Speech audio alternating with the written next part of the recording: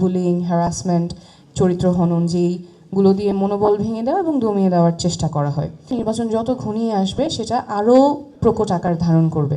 নারীদের জন্য যদি নিরাপদ পরিবেশ না করতে পারি তাহলে আসলে রাজনীতিতে নারীদের meaningful contribution reasonably we can't expect. আমাদের নির্বাচনের যে আচরণবিধি আছে সেটা যাতে সকল প্রার্থীর ক্ষেত্রে সমানভাবে এনফোর্সড হয়।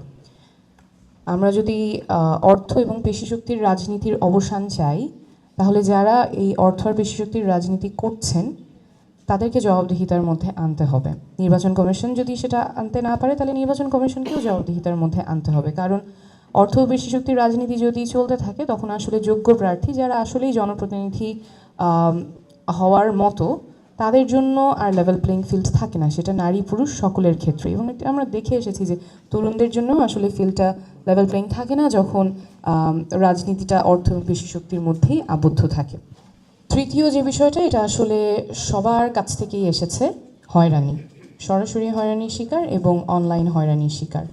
আমরা যখন এখন দাঁড়িয়ে আছি গণঅভ্যুত্থানের ঠিক পরপর কিন্তু আমাদের মনে হয়েছিল যে রাজনৈতিক পরিসরে নারীদের মিনিংফুল পার্টিসিপেশনের রাস্তাটা প্রশস্ত হয়েছে, কিন্তু যতই দিন গিয়েছে ততই রাস্তাটা শুরু হয়েছে এবং চোখের সামনেই মনে হয় মিলিয়ে যেতে দেখছি। এবং এটা একটা বড় কারণ সাইবার বুলিং। এই ক্ষেত্রে আমরা দেশে বিদেশের যে অভিজ্ঞতা, নির্বাচন যত ঘনিয়ে আসবে সেটা আরও প্রকট আকার ধারণ করবে। বুলিং, হ্যারাসমেন্ট, চরিত্র হনন যেইগুলো দিয়ে মনোবল ভেঙে দেওয়া এবং দমিয়ে দেওয়ার চেষ্টা করা হয়। তো সেই ক্ষেত্রে আসলে খুবই প্রোঅ্যাক্টিভ পদক্ষেপ প্রশাসনের থেকে আমরা আশা করব। যেই প্রার্থীরা হ্যারাসমেন্টের শিকার হবেন তাদের জন্য অবশ্যই একটা ফাস্ট ট্র্যাক রেসপন্স মেকানিজম প্রয়োজন পড়বে। যিনি হ্যারাসমেন্টের শিকার হবেন তিনি একটা জায়গায় রিপোর্ট করবেন এবং সেখান থেকেই দ্রুততম সময়ে আইনি সহায়তা, প্রশাসনিক সহায়তা যাতে তারা পান সেই ব্যবস্থাটা করতে হবে। এবং সোশ্যাল মিডিয়া প্ল্যাটফর্মের সাথে সমন্বয় করে কোনো fake content, AI generated content বা যেগুলো হ্যারাসমেন্টের উদ্দেশ্যে তৈরি করা হয়েছে সেগুলো যাতে দ্রুত নামিয়ে ফেলা যায়, সেটা প্রশাসনের থেকে যে সোশ্যাল মিডিয়া প্ল্যাটফর্ম আছে মেটা, টিকটক, তাদের সাথে একটা সমন্বয় করে একটা ইলেকশন রুম হতে পারে, সেল হতে পারে, সেটা দ্রুত করা প্রয়োজন।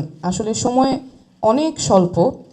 আই এম শিওর যে এই কনভারসেশনগুলো আছে, আমি এর আগে নির্বাচন কমিশনেও এই আহ্বান জানিয়েছিলাম, তারা বলেছিলেন যে তারা কথা বলছেন অলরেডি, সেটার অগ্রগতিটা কত দূর এবং এটা আসলে মানে কতটা এসেনশিয়াল সেটা আশা করি আজকের আলোচনায় খুবই স্পষ্টভাবে উঠে এসেছে, কারণ প্রত্যেকটা বক্তা এই কথা বলেছেন আমার। এবং আমরা যদি এটার কোনো প্রোঅ্যাক্টিভ সলিউশন না রাখতে পারি এই নির্বাচনে, যেখানে যারা হ্যারাসমেন্টের শিকার হচ্ছেন, যারা হ্যারাস করছেন তাদেরকে জবাবদিহিতার মধ্যে আনার যদি কোনো উপায় না থাকে এবং যারা হ্যারাসমেন্টের শিকার হচ্ছেন তারা কন্টিনিউয়াসলি হ্যারাসমেন্টের শিকার হতে থাকেন, তাহলে আসলে আমরা নারীরা কেন রাজনীতিতে নাই সেই প্রশ্নটাই করতে হবে। কারণ নারীদের জন্য যদি নিরাপদ পরিবেশ না করতে পারি তাহলে আসলে রাজনীতিতে নারীদের meaningful contribution reasonably we can't expect.